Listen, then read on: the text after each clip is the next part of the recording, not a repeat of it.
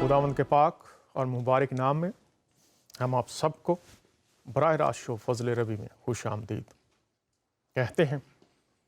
खुदावंद का शुक्र अदा करते हैं, उसने आज फिर ये मौका हम सबको अता फरमाया है कि उसके कलाम की मुँह की बातें जो उसने हम तक पहुँचाई हैं अपनी रहनुमाई के लिए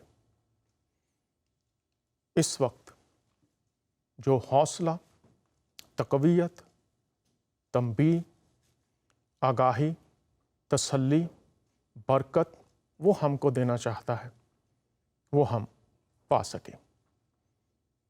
हाल ही में टेक्सास में चर्च के अंदर लोगों को मौत के घाट उतार दिया गया। जब पास्टर साहब मेमोरियल सर्विस में कलाम सुनाने के लिए आए तो ये बात हमें याद रखनी चाहिए कि उनकी अपनी बेटी भी इस हादसे में मौत का शिकार हुई। लेकिन जब वो कलाम सुनाने के लिए आए तो उन्होंने कहा कि ये लोग जो इस दुनिया को छोड़ गए हैं, ये खुदावंद की हजूरी में, खुदावंद यीशु मसीह की हजूरी में शादमान हैं, खुशियां मना रहे हैं, नाच रहे हैं, जश्न का समा है। ये बातें उन्होंने की। लोग जुदा हो गए, लेकिन कहां गए? बाइबल मुकद्दस की रोशनी में वो मसीह के पास और उसके जलाल में, फतह में, हमेशा की ज़िंदगी में शामिल हो गए। चूँकि पतरस रसूल ये लिखते हैं कि जब कोई शख्स यीशु मसीह को कबूल कर लेता है तो वो कहते हैं वो ज़ाते इलाही में शरीक हो गया है। इस भेद को समझना बहुत ज़रूरी है और ये भेद ज़ातुल मसीह में खोला गया है। कुरान में उन्हें रूह अल्लाह, कलमतुल्लाह कहा गया है और खुदा ने अपना कलमा सूरह अल निसा 171वीं आयत में मुकद्दसा मरियम के पास भेजा, मुजस्सम हुआ। यूहन्ना की अंजील पहला बाब और पहले बाब को हम पढ़ें तो लिखा है कलाम मुजस्सम हुआ और हमने उसका ऐसा जलाल देखा जैसे बाप के इकलौते का जलाल। तो वो आया ताकि बाप के जलाल में हमेशा की ज़िंदगी में हमें ले जाने के लिए दरवाज़ा बन जाए, राह बन जाए। इसीलिए उसने फरमाया दरवाज़ा मैं हूँ यूहन्ना की अंजील में, और उन्होंने फरमाया राह, हक और ज़िंदगी मैं हूँ। और देखो मैं मर गया था, यूहन्ना से फरमाया मुकाशफा की किताब में, ज़िंदा हूँ और हमेशा ज़िंदा रहूँगा, और जो मुझ पर ईमान लाता है वो गो मर भी जाए तो जिंदा रहेगा। क्यों? इसलिए कि कोई चीज हमें मसीह से जुदा नहीं कर सकती, और इसीलिए यीशु मसीह इस दुनिया में आए ताकि ये पैगाम हमें मिल जाए। और रोमियो के खत में आज मैं पूरी दुनिया के मसीहों के लिए, और जो यीशु मसीह पर ईमान रखते हैं लेकिन समझते नहीं उनकी ज़ाते अक़दस के वसीला से क्या बरक़ात हम तक पहुंचाई गई हैं, उन सब के लिए भी पढ़ना चाहता हूं, तक़वियत के लिए, तसल्ली के लिए, कि कोई चीज़ यीशु मसीह से हमें जुदा नहीं कर सकती। ताकि लोग जो परेशान हैं, जहन में उलझाव आ जाता है, शक आ जाता है, अबलीसी कुव्वतें शकूक डाल देती हैं, मायूस करने की कोशिश करती हैं, वो इस बात से वाकिफ हो जाएं कि खुदा रब्बुल अफ़वा जो कुल कायनात का खालिक और मालिक जब अपने कलमे को भेजता है तो उस कलमे को कबूल करने से कोई चीज हमें उससे, उसकी जिंदगी से जुदा नहीं कर सकती।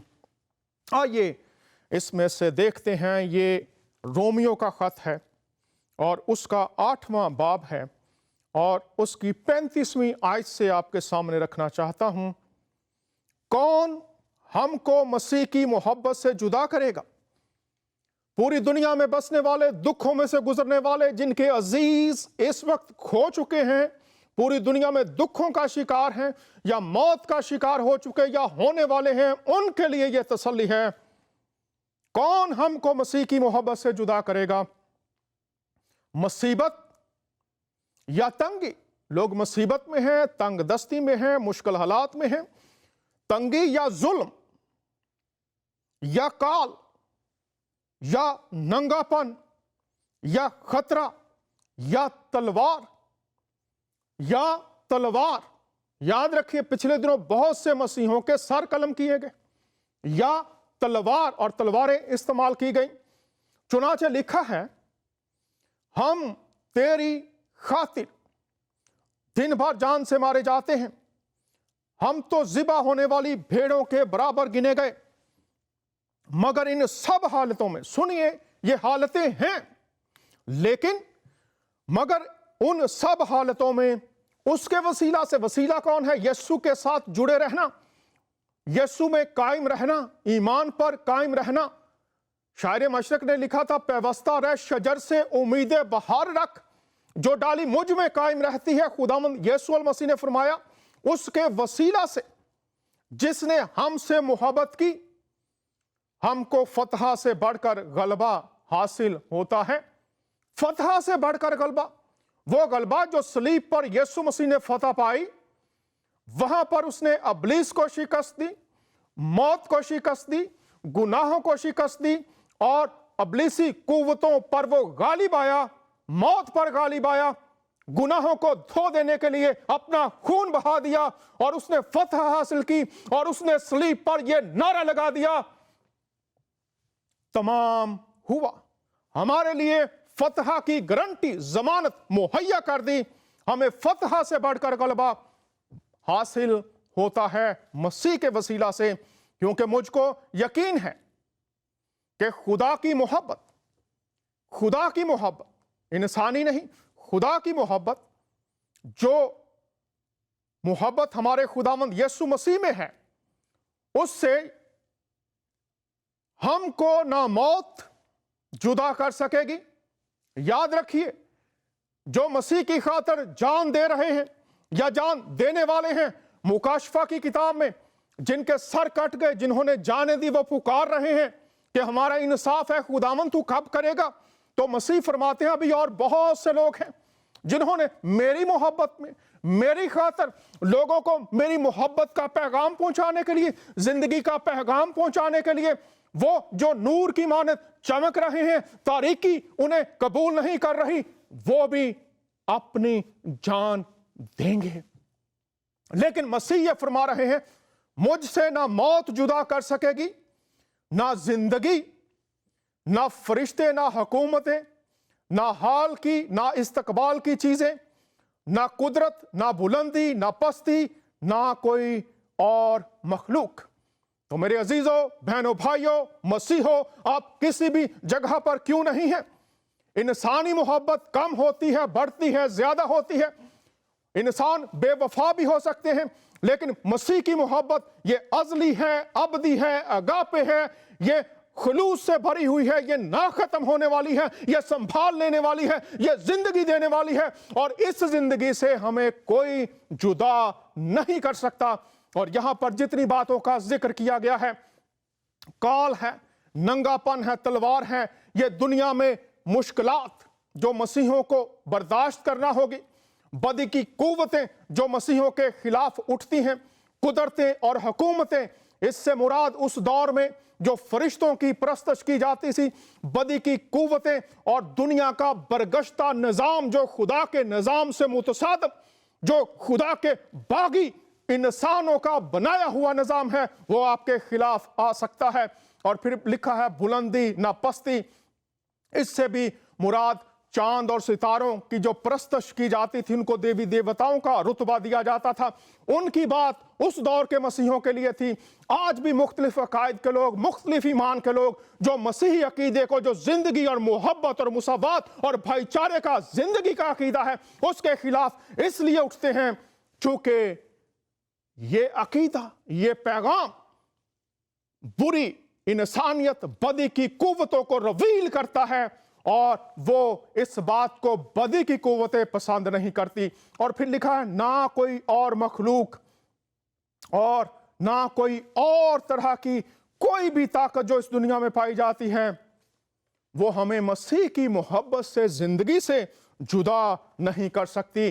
اور اس محبت کا پیغام یوحنا کی انجیل 3 باب اور 16ویں آیت میں ہے. وہاں پر خدا نے محبت رکھی, اس نے اپنا بیٹا دے دیا. اس میں دینا پایا جاتا ہے. اور پھر فری ول ہے, جو کوئی اس پر ایمان لائے, آزاد مرضی ہے, جو کوئی اس پر ایمان لائے اس کا پھل اور نتیجہ یہ ہے وہ ہلاک نہیں ہوگا بلکہ ہمیشہ کی زندگی پائے گا. اور یہ واضح پیغام, زندگی کا پیغام پوری دنیا کے مسیحوں میں اس لیے بڑے بوجھ کے ساتھ, محبت کے ساتھ, پیار کے ساتھ آپ تک یہ بات پہنچا دینا چاہتا ہوں کہ یسوع مسیح نے شیطان پر, گناہ پر, موت پر, اس دنیا پر غلبہ پا کر مسیحوں کو زندگی دے دی ہے. اور ہم جب بائبل مقدس کو پڑھتے ہیں تو وہاں پر لکھا ہے کہ اب ہم خدا کی ملکیت ہیں, اس کے ہاتھوں سے کوئی ہمیں چھین نہیں سکتا. ہم مسیح کے ہم میراث ہیں. جو میراث جلال کی بادشاہت میں ہے اس کے ہم میراث, اس کے ساتھ وہ ہماری میراث بن چکی ہے.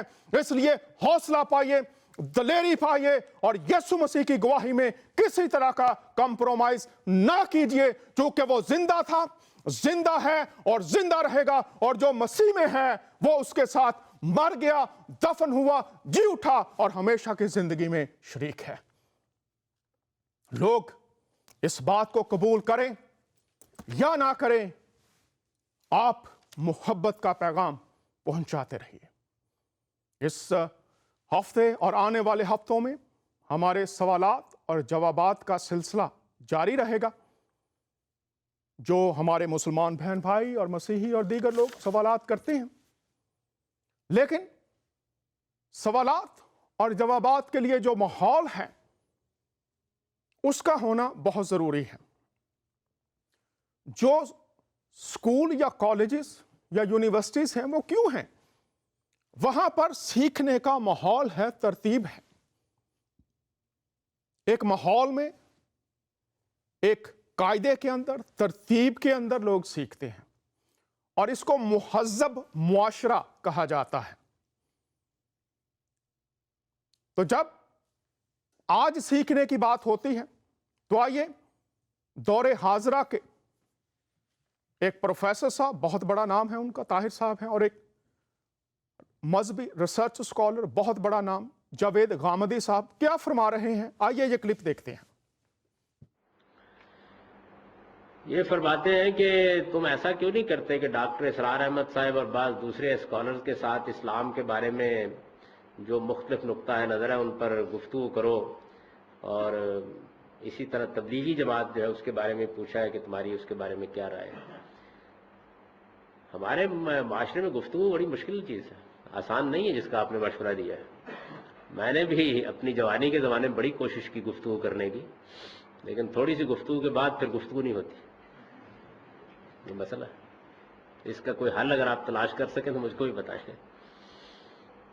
ہماری بحثیت مجموعی گفتگو کی تربیت ہی نہیں ہوئی. ہمیں یہ سکھایا ہی نہیں گیا کہ تبادلہ خیالات کیسے ہوتا ہے, اختلافات کیسے کیے جاتے ہیں, شائستہ اور مہذب لوگ کیسے اختلاف کرنے کے باوجود اچھے سماجی تعلقات رکھ سکتے ہیں. آپ کسی دوسرے کی بات کی غلطی واضح کرنے کے باوجود کیسے اس احساس میں ہوتے ہیں کہ ہو سکتا ہے میں ہی غلط ہوں. تو جب تک آپ اس جگہ نہ کھڑے ہوں گفتگو نہیں ہو سکتی. یہاں تو ہر آدمی پیغمبر ہے, براہ راست اس کو وحی آئی ہوئی ہے, اور جو اس نے رائے قائم کر لی ہے ہمیشہ کے لیے قائم کر لی ہے, اس میں غلطی کے امکان کو ماننے کے لیے تیار نہیں ہے. اس میں گفتگو کہاں سے ہوگی؟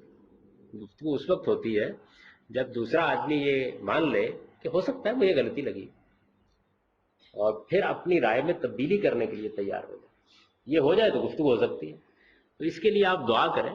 میں بھی بہت دست بدعا رہتا ہوں, اور آرزو بھی بہت ہے کہ خدا کرتا کہ ہمارے ماحول میں بھی ایسا ہوتا کہ اہل علم کے مابین بے تکلف گفتگو ہوتی, وہ اپنے اختلافات پر بات کرتے. میرا اپنا تجربہ ہے یہ کہ اگر کبھی ایسی کوئی نوبت میں عرض کر رہا ہوں اتفاقاً آ گئی ہے اور لوگوں کی خواہش کے خلاف آ گئی ہے, تو معلوم ہوا کہ بڑی غلط فہمیاں تھی, 2 منٹ میں رفع ہو گئی.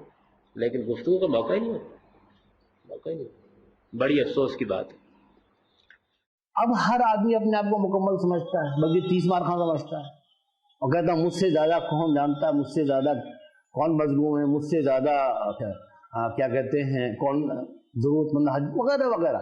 اپنے بارے میں ایک ایگو پرابلم پیدا ہو گئی کہ ہر آدمی جو ہے ایگوئسٹ ہو گیا ہے، ہر دوسرا آدمی، ٹھیک ہے نا، اور وہ اپنے آپ کو قابل اصلاح سمجھتا ہے، نہیں سمجھتا ہے دوسرے قابل اصلاح ہیں، دوسروں کی اصلاح ہونی چاہیے، دوسرے ٹھیک ہونے چاہیے، میں تو بالکل ٹھیک ہوں۔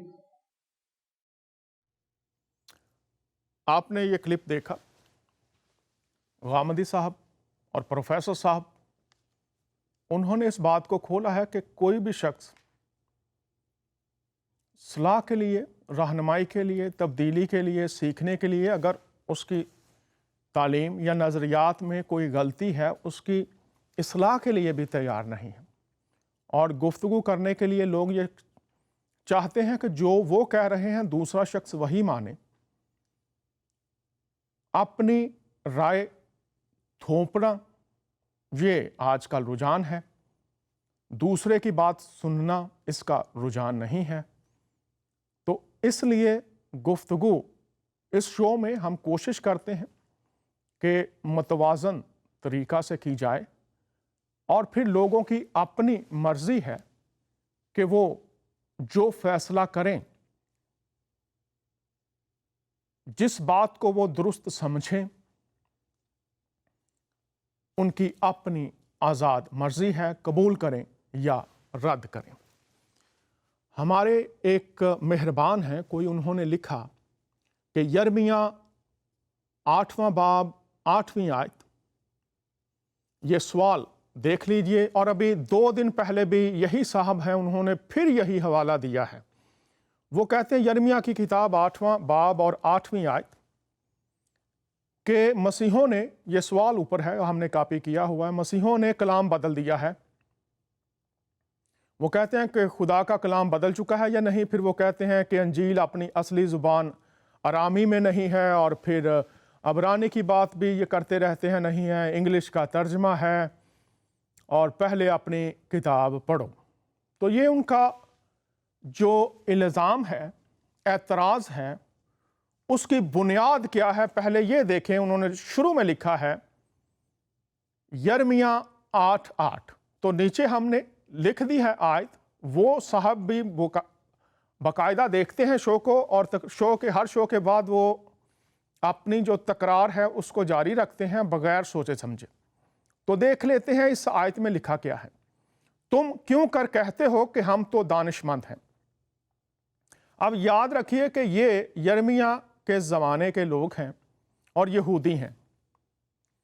تم کیوں کر کہتے ہو کہ ہم تو دانش مند ہیں، جن کے پاس تو ریت ہے، اور خداوند کی شریعت ہمارے پاس ہے۔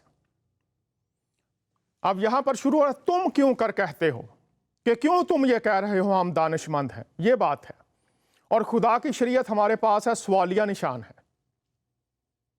سمجھنے کے لیے جب کسی آیت پر آپ بنیاد رکھتے ہیں کسی چیز کی، تو پہلے اس کو دیکھ لیجئے، ترجمہ ہی پڑھ لیں آپ، اور اصل زبان میں بھی موجود ہیں مختلف ویب سائٹس پر، اور ہمارے پاس اس وقت جو نسخے ہیں وہ موجود ہیں، اور ابھی حال ہی میں ایک بائبل کا میوزیم بھی، اس کی بھی اوپننگ ہوئی ہے امریکہ کے شہر ڈی سی میں، تو واشنگٹن ڈی سی میں، اور وہاں پر بھی ویب سائٹ پر جا کر دیکھیے، آپ کو جو اصل نسخے ہیں وہ مل جائیں گے، لیکن آپ اردو میں ہی پڑھ لیتے تو آپ کو پتہ چل جاتا۔ اب میں آپ کو بتا رہا ہوں، اور اس بات کو کھولیں گے بھی، ابھی اس پر بات بھی کرتے ہیں، ہمارے ساتھ ایک مہمان بھی ہوں گے۔ کہا جا رہا ہے تم کیوں کر، اے توریت کو ماننے والا تم کیوں کر، سوال ہے ان سے، دانش مند ہے اور خداوند کی شریعت ہمارے پاس ہے۔ لیکن دیکھ، لکھنے والوں کے باطل قلم نے بطالت پیدا کی ہے، لکھنے والوں کے باطل قلم نے بطالت پیدا کی ہے۔ بطالت سے مراد ہے بیہودگی، نکما پن، باطل جو مٹ جانے والا ہے۔ خدا کا کلام مٹ جانے والا نہیں ہے، باطل نہیں ہے، ٹھیک ہے، وہ تو ہمیشہ سے ہمیشہ تک موجود ہے اور موجود رہے گا۔ اب یہ چونکہ ہمارے جو بھائی ہیں یہ مسلمان ہیں، تو اب پہلے میں ان کو یہ بتا دوں کہ جب بھی ہمارا کوئی مسلمان بہن بھائی یہ بات کہتا ہے نا کہ بائبل بدل گئی ہے، تو وہ پہلے تو سورہ البقرہ اس کی 136ویں آیت پڑھے.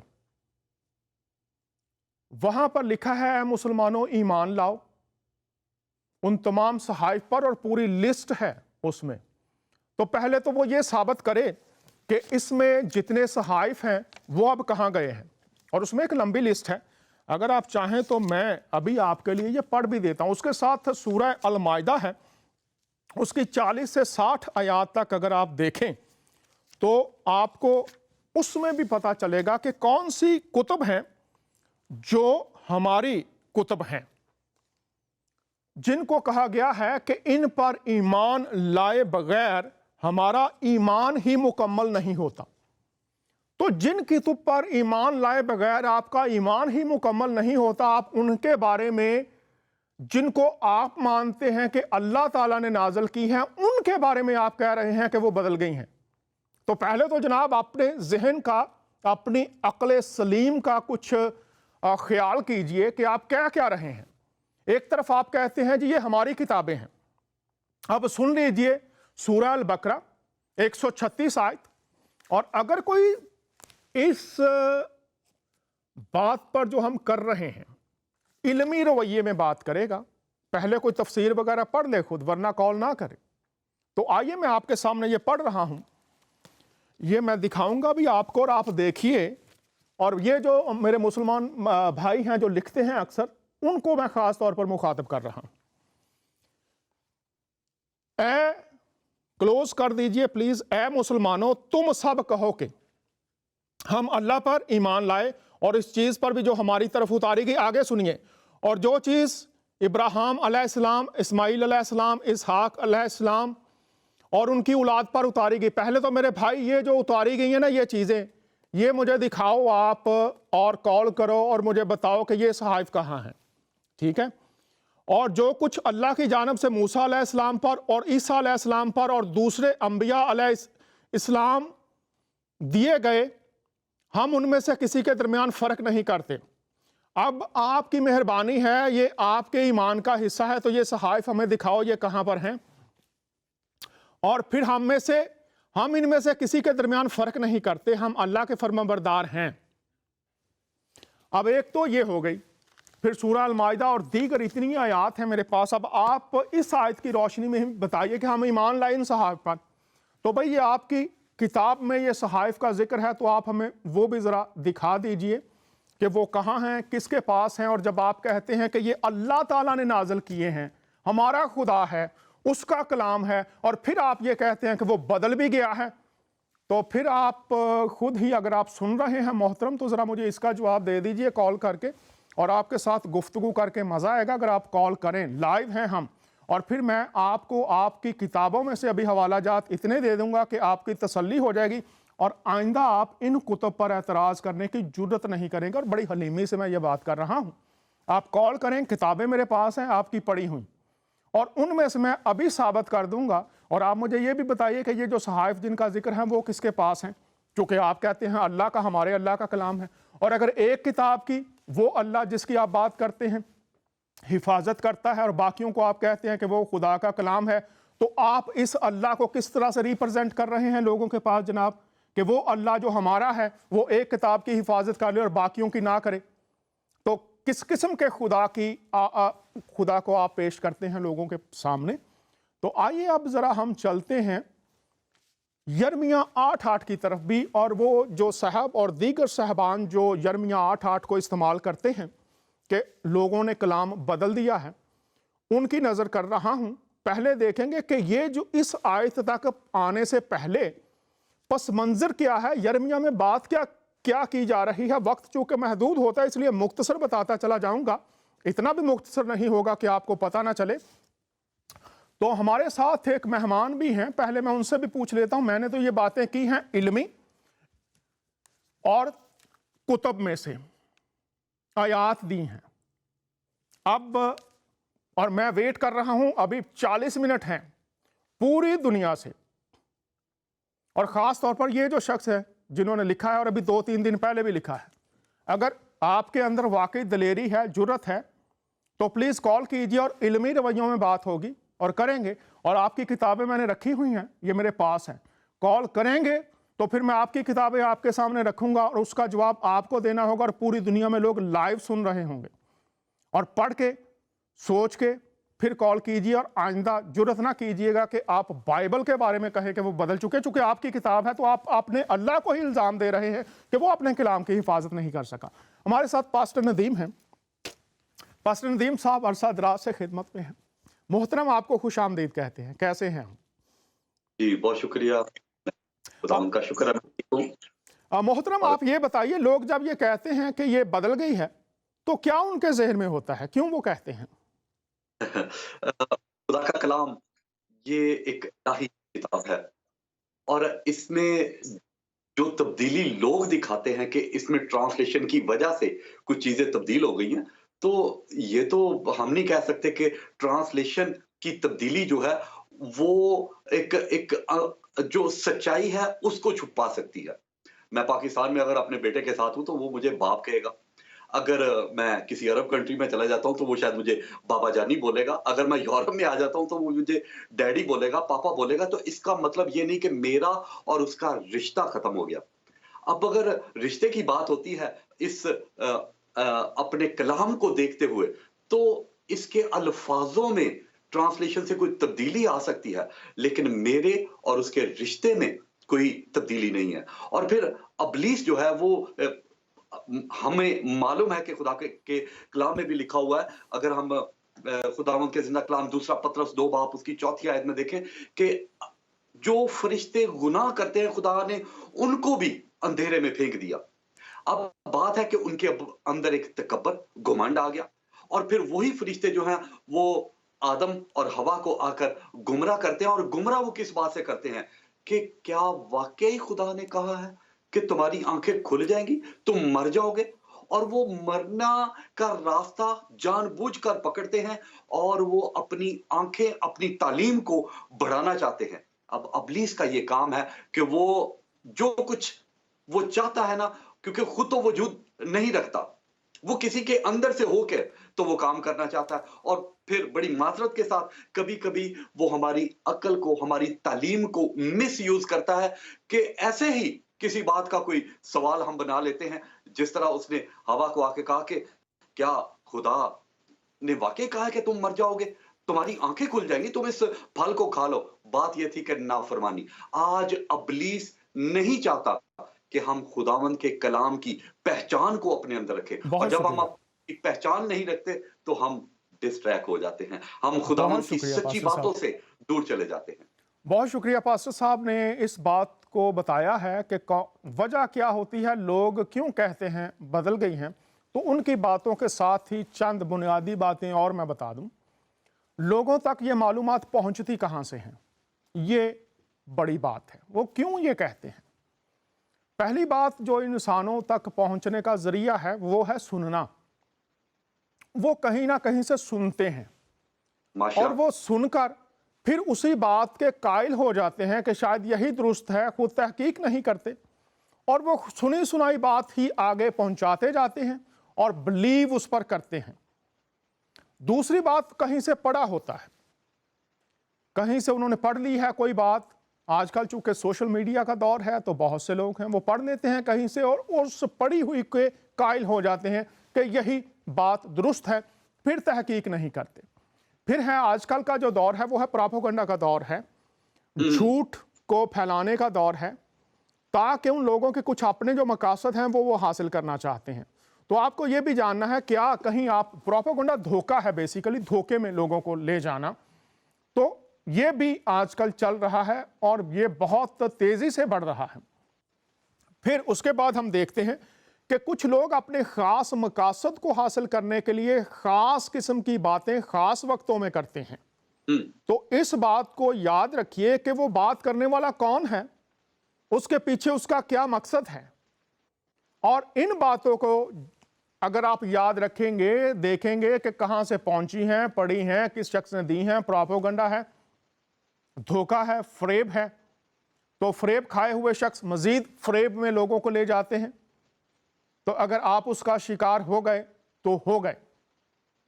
تو درستگی کہاں سے ہونی چاہیے؟ پھر अगर आपने सुना है तो ये देखिए कि किन से सुनना चाहिए, अगर पढ़ा है तो ये जानिए कहां से पढ़ना चाहिए, अगर धोखा और प्रोपेगेंडा है तो ये देखना चाहिए कि असल बात आपको किन से मिलेगी। वो लोग जिनके फल, जिनकी जिंदगियां, जिनके पास वो असल हकायक हैं, उनकी तरफ आपको रजू करना पड़ेगा और फिर देखना पड़ेगा कि कौन से लोग हैं, उनके मकासद कौन से हैं इन बातों से, वो क्या हासिल करना चाहते हैं। आजकल एक ट्रेंड ये भी है दुनिया में, ये भी बता दूं कि जो मज़ाहब हैं उनके दरमियान लड़ाई झगड़ा करवाया जाए।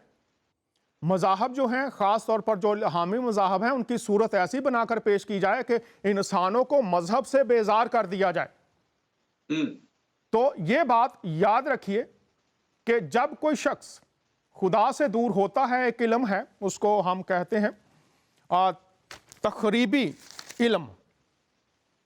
जो इल्म तखरीब पैदा करे, बर्बादी पैदा करे, तबाही पैदा करे, उजाड़ दे, इंसानों की खुशियां छीन ले, इंसानों की हालत को बदतर कर दे, उसको इल्म तखरीब कहते हैं। तो इल्म तखरीब का जरिया कब बनता है, ये बात आज मैं पहले तफसीर में जाने से पहले बताना चाहता हूं। और ये तखरीबी इल्म, ये तखरीबी अक्ल से नमू पाता है, वो चाहे चर्च के अंदर हो, चाहे किसी डिनोमिनेशन के अंदर हो, चाहे वो अमेरिका में हो, यूरोप में हो, एशिया में हो, कहीं पर भी हो। ये तखरीबी इल्म जो है ये सबसे बड़ी बर्बादी की जड़ है। और ये इल्म जब लोग खुदा और उसके सही इल्म से, मुकाशफा से दूर होते हैं, रद्द करते हैं, उसकी अपनी तफसीरें करते हैं, अपने मफादात के लिए करते हैं, तो फिर बर्बादी का सबब बनता है। और आज जो तखरीबकारी पूरी दुनिया में आप देख रहे हैं, तबाही, बर्बादी, वो किसी भी सूरत में है, वो उस इल्म की वजह से है जो खुदा का इल्म नहीं, खुदा से दूर जाने की वजह से है। नविश्तों से, खुदा के मुकाशफे से जब लोग, चाहे वो किसी भी मजहब से ताल्लुक क्यों नहीं रखते, किसी भी खित्ते में क्यों नहीं रहते, उनके फल आप देख सकते हैं। और वो है खुदा की जात और खुदा के इल्हाम, खुदा के अहकाम से जब दूर चले जाते हैं, रद्द कर देते हैं, नजरअंदाज कर देते हैं, कायल नहीं होते, माइल नहीं होते, उस पर अमल करने के लिए अपनी अपनी शराइत रख देते हैं, आमेज़श कर देते हैं, तो फिर ये सूरत हाल बन जाती है। तो आइए देखते हैं पस मंजर क्या है। यिर्मयाह की किताब 8वां बाब और उसकी 8वीं आयत से पहले हम देखते हैं कि इस किताब में उम्मत को खुदा खबरदार कर रहा है, वो उनका गुनाह उनको याद दिला रहा है। तो हम जो यिर्मयाह 8:8 से पहले देखते हैं कि खुदा इस आयत से पहले उनको क्या कह रहा है।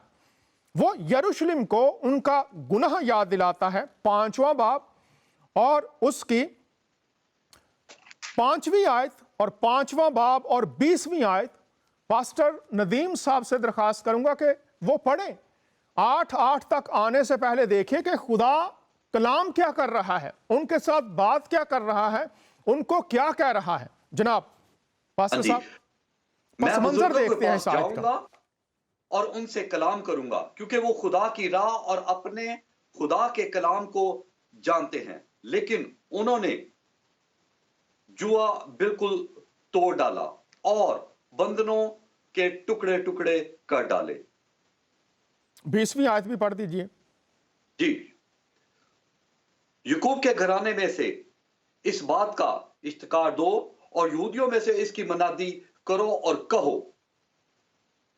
जी 20वीं आयत, 5वां बाब उसकी 20 और 25वीं आयत अगर आप पढ़ दें तो बड़ी मेहरबानी होगी।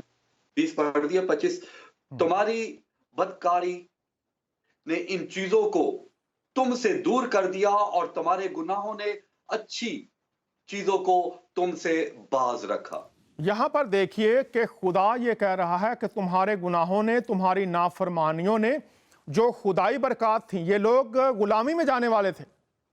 खुदा कलाम कर रहा है कि तुम नाफरमान हुए हो, तुम्हारे गुनाह जो हैं तुम उनमें मुसलसल परवरिश पा रहे हो, इसलिए उस नाफरमानी के सबब से, गुनाह के सबब से ये तुम्हारी हालत हो गई है कि खुदा की बरकत, उस बरकत में खुदा की मुहाफ़ज़त शामिल थी, खुदा की प्रोविजन शामिल थी, उसमें खुदा का संभाल लेना, दुआओं का जवाब देना शामिल था। वो कह रहे कि अब ये नहीं रही। क्यों?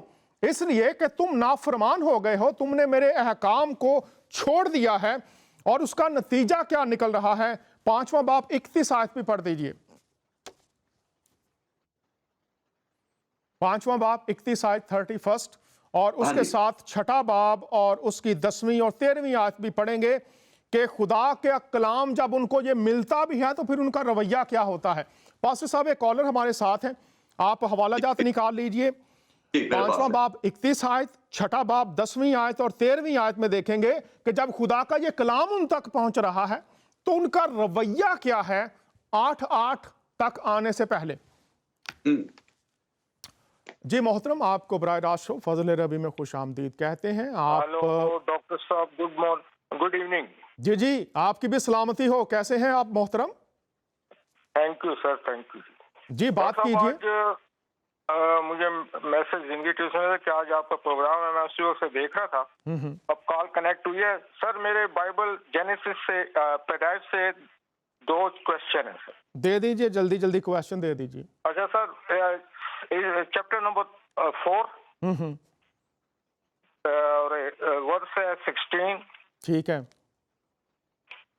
ये मैं सिर्फ आपको पढ़ा तो सो कायन खुदा के जू से निकल के अदन के मशरक में की तरफ नौद के इलाके में जा बसा और कायन अपने बीवी के पावर आमने।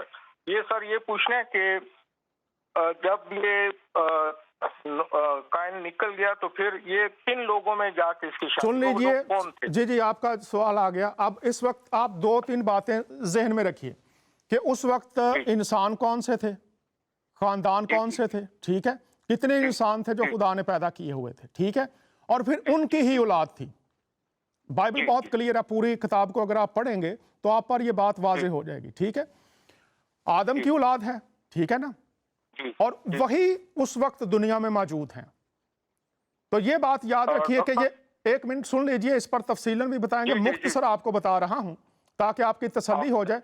और सवाल आ गया, इस पर तफसीलन बात करेंगे चूंकि बहुत से नाम हैं इसमें, खास तौर पर जो नाम हैं अबरानी में, जब उनकी तशरीह की जाएगी वो शहर है या लोग हैं, कबीला है, तो वो एक तफसीलन इस पर कर देंगे। लेकिन अभी मैं सिर्फ आपको बता रहा हूं आपकी तसल्ली के लिए। सादा बात यह है कि कितने इंसान थे उस वक्त मौजूद, ठीक है, किसकी औलाद थी उस वक्त?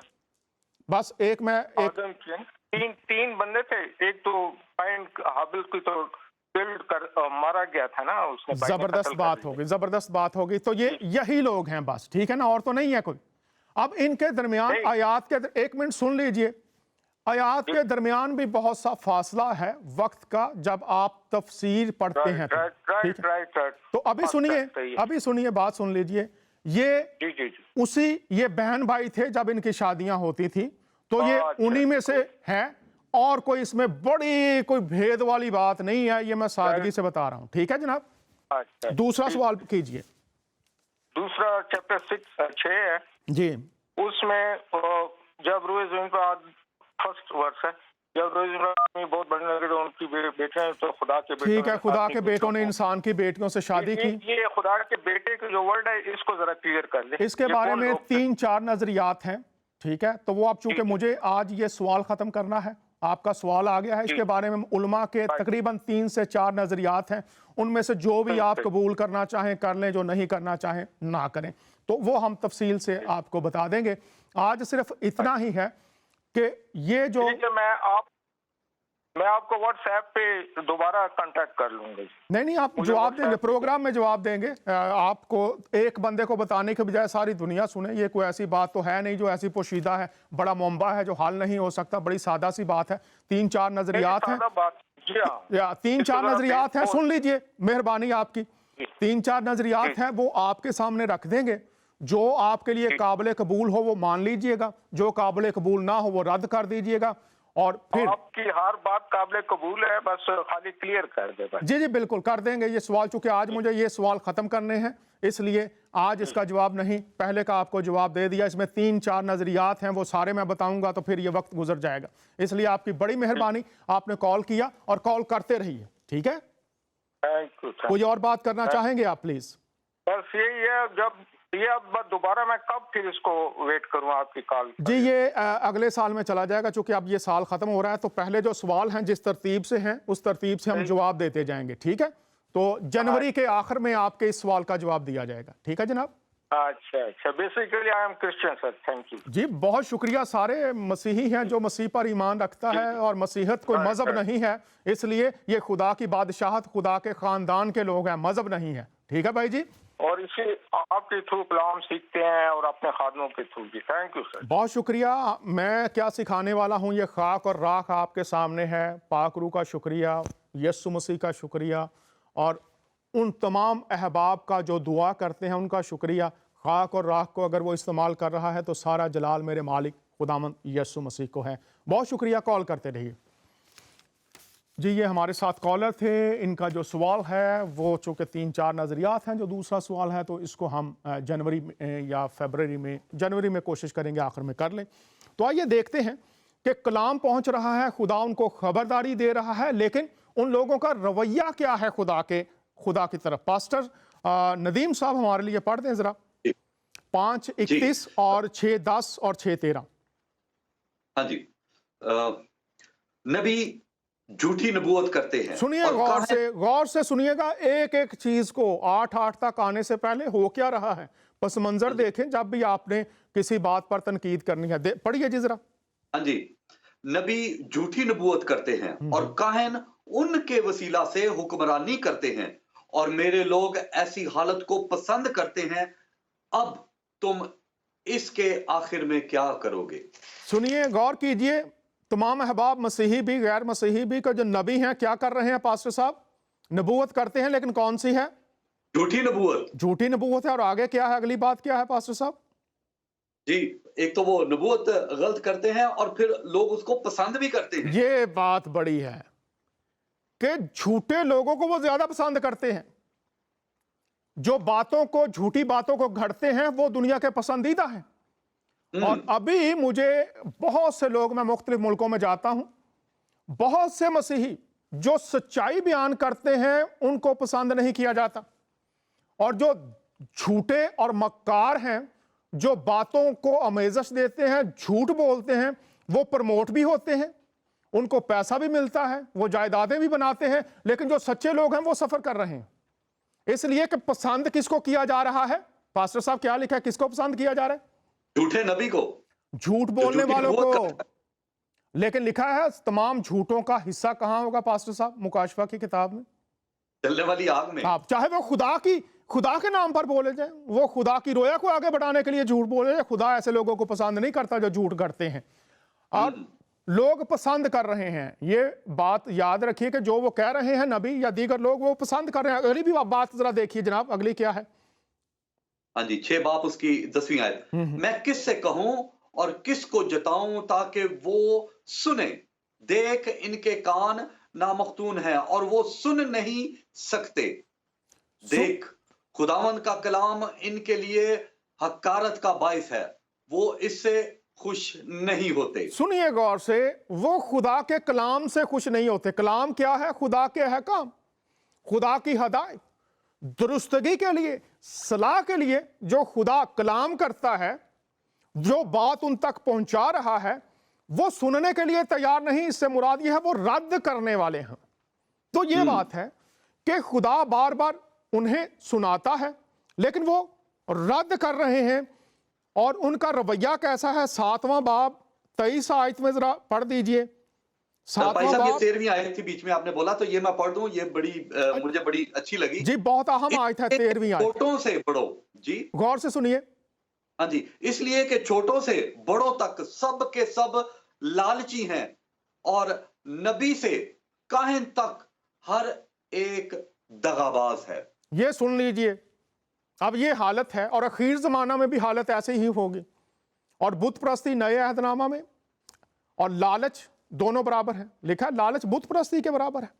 और लालच ये किन में आ चुका है? लिस्ट दे दीजिए जी, छोटे से लेकर बड़े तक। और इनमें कौन कौन शामिल है जरा पढ़ दीजिए दोबारा। नबी, हाँ जी दोबारा पढ़ता हूं।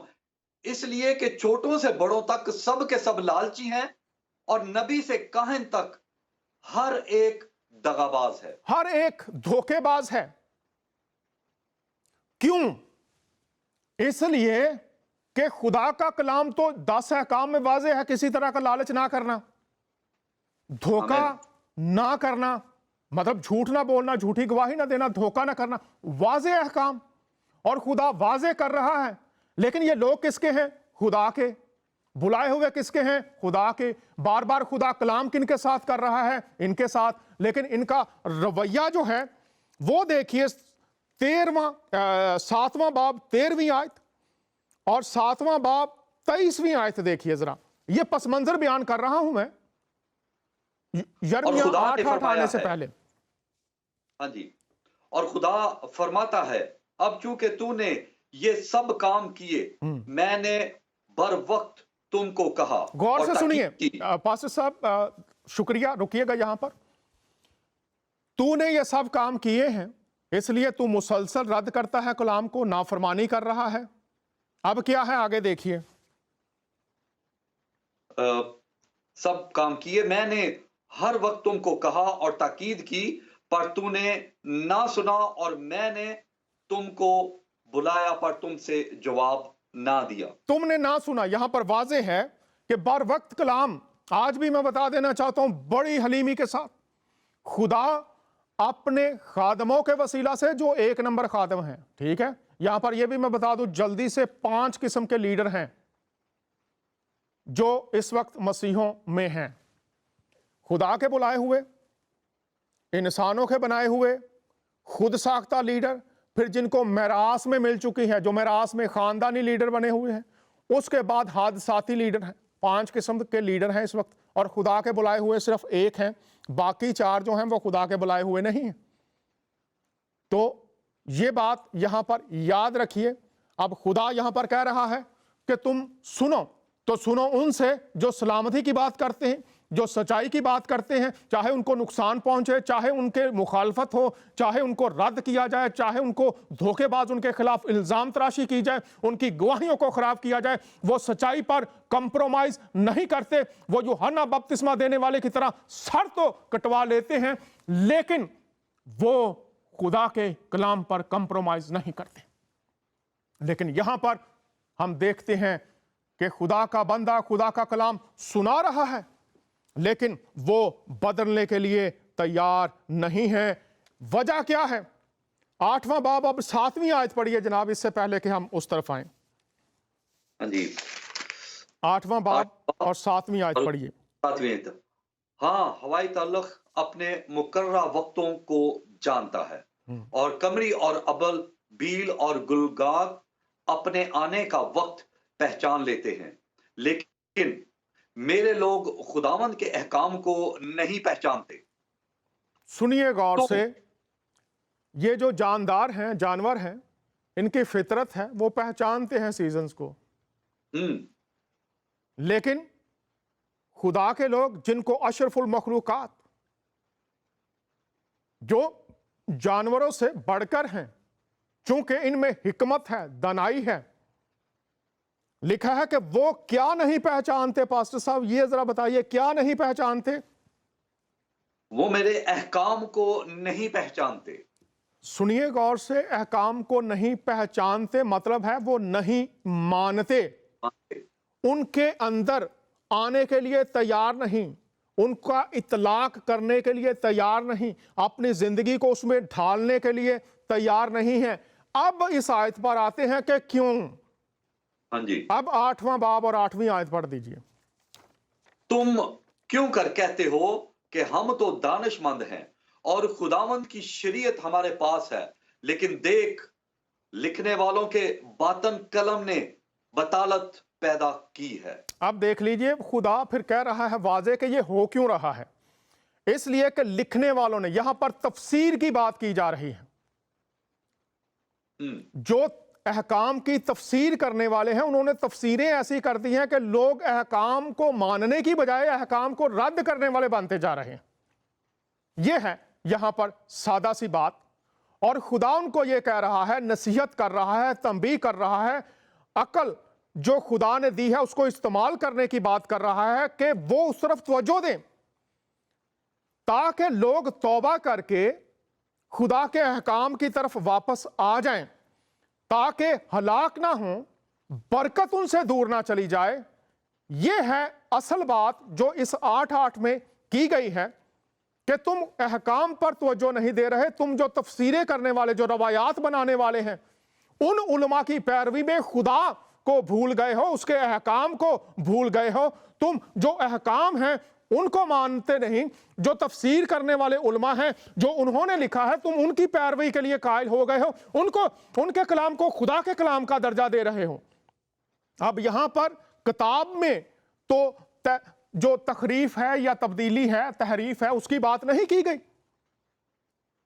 تو روز آپ لکھ دیتے ہیں جی یہ تو جناب بائبل بدل گئی ہے، تو بھائی یہ آیت تو ثابت ہی کچھ اور کر رہی ہے۔ اب آپ اگر پڑھ لیں تھوڑا سا تو آپ کی عقل روشن ہو جائے گی۔ یہ لوگ کیوں نہیں سمجھ رہے تھے؟ اس لیے کہ وہ یہ سمجھتے تھے کہ ہم افضل ترین ہیں، ہمارے پاس تو خدا کی شریعت ہے، اس لیے یہ شریعت ہمیں تمام دنیا پر افضل رکھے گی۔ لیکن اس شریعت کے ساتھ یہ تھا کہ اگر مانو گے استثناء 27-28 باب اگر مانو گے، یہ لوگ سمجھتے ہیں شریعت ہمارے پاس ہے جناب، ہم افضل ترین لوگ ہیں، ہم تو کبھی بھی تنزلی میں نہیں جا سکتے، ہم غلامی میں نہیں جا سکتے، ہم افضل ترین۔ استثناء 4 باب اور اس کی 6 آیت سے 9 آیت تک پاسٹر صاحب ذرا پڑھ دیجئے کہ وہ سمجھتے کیا تھے، اور خدا نے یہ کہہ رہا ہے کہ اس کے ساتھ وعدہ یہ ہے احکام میں رہو گے تو پھر میرا ساتھ اور برکات ساتھ ہوں گی۔ دیکھ لیتے ہیں یہ استثناء 4 باب 6 آیت۔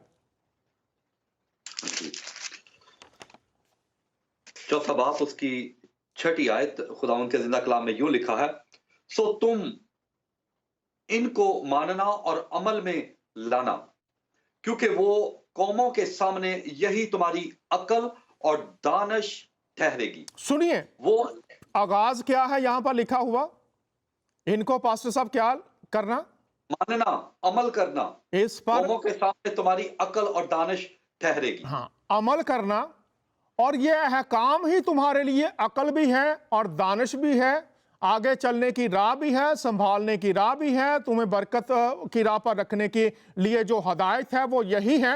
یہ صرف گھر میں سجانے کے لیے نہیں ہے، یہ صرف کتاب میں لکھے رہنے کے لیے نہیں ہے، یہ تم تک اس لیے پہنچے ہیں کہ تمہاری زندگی طرز حیات اس کے مطابق ہو جائے۔ پڑھ دیجئے پاسٹر صاحب آگے بھی۔